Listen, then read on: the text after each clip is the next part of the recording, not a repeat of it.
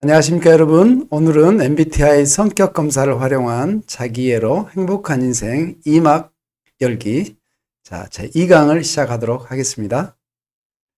MBTI 성격의 선호 경향에 대한 이해. MBTI는 마이어스 브릭스 타입 인디케이터라고 합니다. MBTI는 개인의 이해 또 통찰을 증진시켜서 나와 다른 사람의 차이와 다름을 인정함으로써 개인과 조직의 성장을 도모하는 데 활용됩니다. 전 세계적으로 약 100여 개국에서 30가지 언어로 번역되어 사용되는 등 전 세계에서 가장 많이 활용되는 성격 검사 중에 하나죠. 또한 우리 MBTI는 미국의 포천지가 선택한 100대 기업 중에 약 98개 기업, 거의 대부분이요.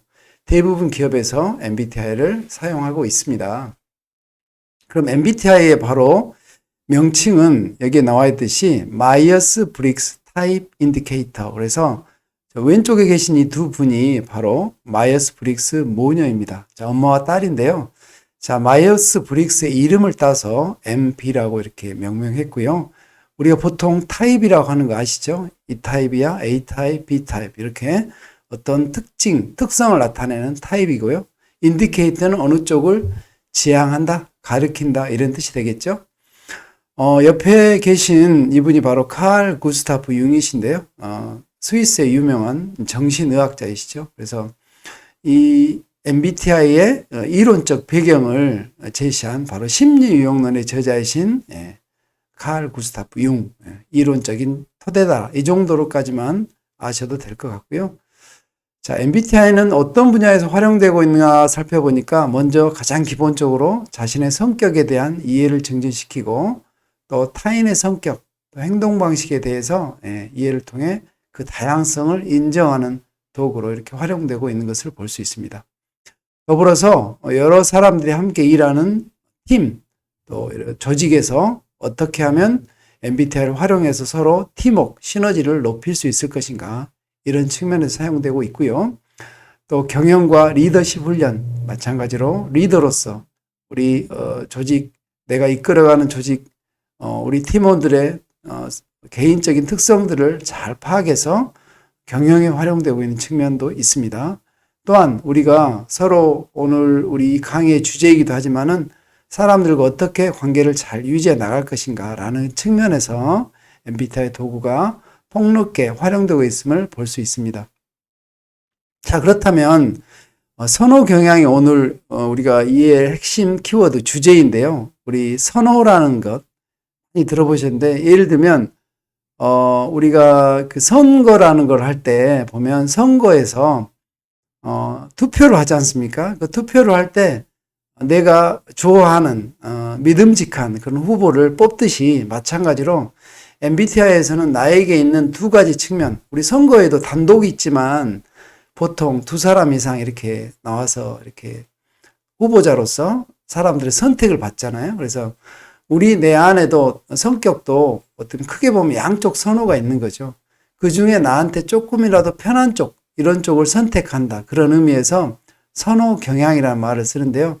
말 그대로 내가 좋아하는 쪽, 끌리는 쪽, 이렇게 자연스러운 쪽을 선택하는. 그래서 성격의 선호를 정할 때 내가 이렇게 가까웠고 쉽고 편한 쪽을 선택한다는 의미로 해서 선호 경향이라는 말을 쓰고 있습니다.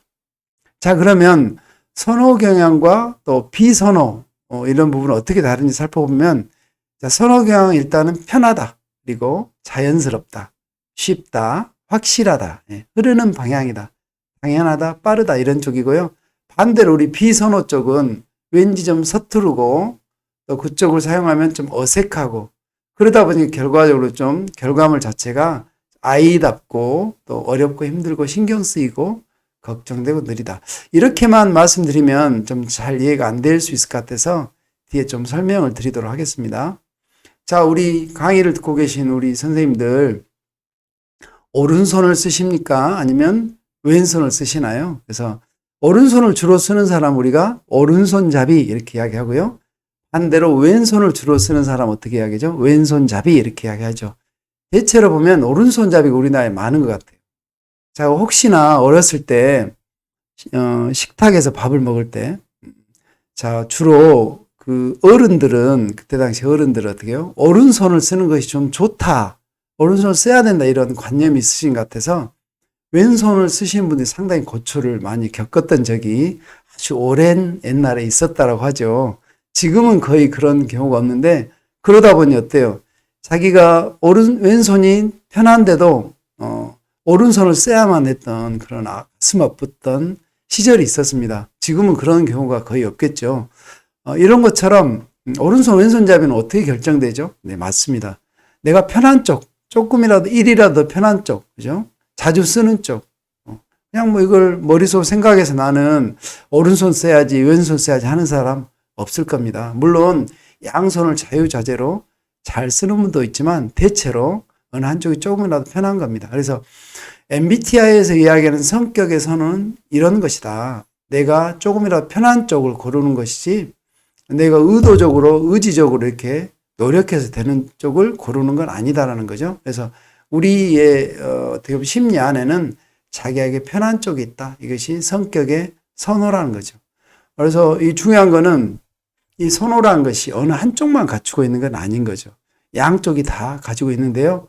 균형을 이루는 데 있어서 어느 쪽 한쪽이 조금 더 편한 쪽, 이것을 성격의 선호라고 한다. 그래서 MBTI에서 말하는 성격이라는 것은 편한 쪽, 타고난 쪽. 그래서 우리 이 선호 두 가지는 누구에게나 다 있습니다. 그렇지만 조금 더 편한 쪽을 가리켜서 내 성격의 선호라고 이야기한다라고 말씀드릴 수 있겠습니다. 그래서 우리가 MBTI 검사하기 전에 이런 것도 해보죠. 자기 이름을 써보도록 합니다. 그래서 이름을 쓸 때는 네, 오른손 쓰세요, 왼손 쓰세요라고 이야기하지 않죠. 자기한테 편한 쪽으로 한번 써보세요라고 이름을 써보세요 이렇게 그냥 말씀드리기도 하고요. 처음에 썼던 손의 반대쪽 손으로 한번 이름을 써보세요라고 이야기하기도 합니다. 그래서 첫 번째, 두 번째 썼을 때 느낌이 어떻게 다른지 이렇게 이야기해보게 하죠. 당연히 첫 번째 써봤던 이름이 훨씬 더 편하게 쓰여졌겠죠. 반대로 두 번째 쪽은, 두 번째 사용했던 손은 이렇게 써봤을 때는 어때요? 불편하죠. 좀 어색하죠. 이름도 원래 생각대로 잘 써지지 않지요. 그래서 그렇게 비유를 들어서 실제로 해봄으로써 성격의 선호를 설명하기도 합니다. 그래서 MBTI 찾고자 하는 쪽은 앞에 썼던 그런 느낌, 편한 쪽을 우리가 찾고자 하는 것이다라고 설명을 드리고요. 자, 우리 또 MBTI 성격에서 가장 중요한 부분들은 이 성격의 좋고 나쁨을 이야기하는 게 아니라고 그랬죠. MBTI에서 나오는 16가지 성격이면 모두 다 동등하다. 각각의 장점이 있고 개발할 점이 있다라고 설명을 드리고 있고요. 그러다 보니 MBTI 실제로 검사를 할 때 정답이 없다라는 거. 그래서 어찌됐든 우리가 찾고자 하는 선호는 내가 선천적으로 타고난 편한 선호를 찾는 것이다라고 말씀드리고 싶습니다. 자, 우리 한번 테스트 한번 해볼까요? 성격에 선호할 때, 자, 영어로 preference 이렇게 이야기하고 다니는데요. 자, 이쪽 또는 이쪽 이렇게 하면서 내가, 이렇게 어느 쪽이 더 편한지를 제가 한번 게임식으로 진행해 보도록 하겠습니다. 자, 위에 나오는 두 단어 있죠? 두 단어. 네. 스테이크 초밥. 둘 중에 제가 스테이크 초밥 하나, 둘, 셋 하면 우리 이 영상을 보시는 우리 선생님께서는 둘 중에 하나를 선택하시면 되겠습니다. 자, 스테이크 초밥 하나, 둘, 셋. 네. 자, 이거는 원래 두 사람 해야 재밌는데요. 예를 들면 여름, 겨울 하나, 둘, 셋 하면 네, 어느 쪽이 편한지 뭐 배우자 계시면 좋고 가족이나 옆에 있는 사람들하고 같이 보면서 해도 좋을 것 같아요. 그래서 두 개의 단어를 동시에 외쳤을 때 나는 여름, 상대방도 여름, 하이파이브. 네. 나는 여름인데 상대방은 겨울하면 인상 쓰지 마시고요. 네. 콜라 사이다 하나, 둘, 셋. 네. 자, 이번에는 네, 다음 단어 볼게요. 자, 젓가락 포크 하나, 둘, 셋. 네. 맞으셨나요? 자, 축구야구 하나, 둘, 셋.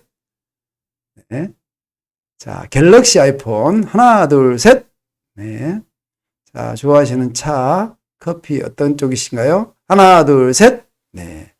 자, 이렇게 해서 MBTI에서 말하는 선호의 의미 이런 겁니다. 내가 자연스럽게 끌리고 편한 쪽이다.